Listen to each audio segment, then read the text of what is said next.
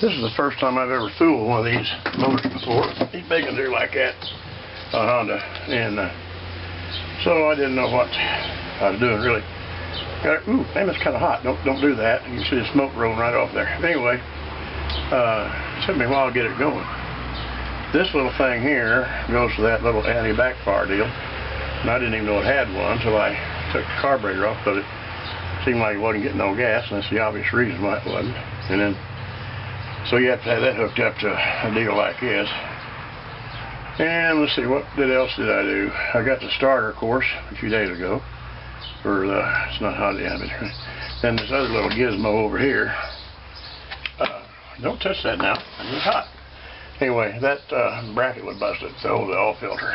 So I got that and got it on. I just got it today, as a matter of fact. And so I fumbled around with it. I did finally get it started, and I'm going to show you kind of how it works here.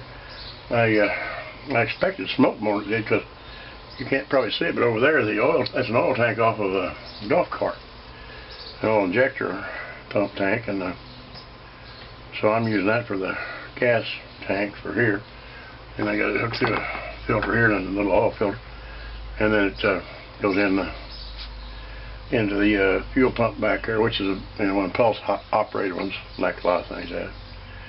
And so that's the gist of that thing. And we'll see if it'll start up again here. It was a little reluctant a while ago.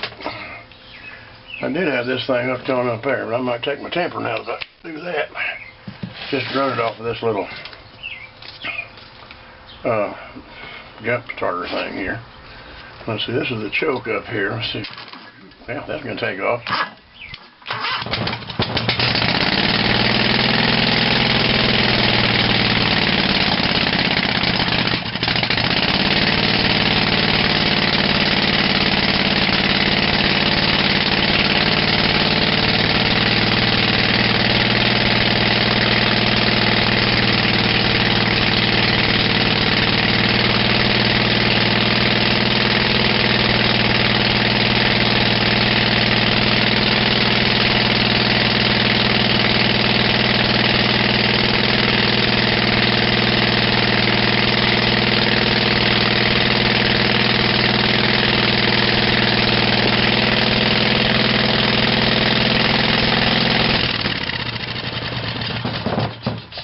Yeah, I know it's pretty noisy and everything, but actually I've got nearly $100 in it, counting this starter and that oil filter bracket, and then of course the oil filter came with it. The O-rings didn't come with it, but I had them here.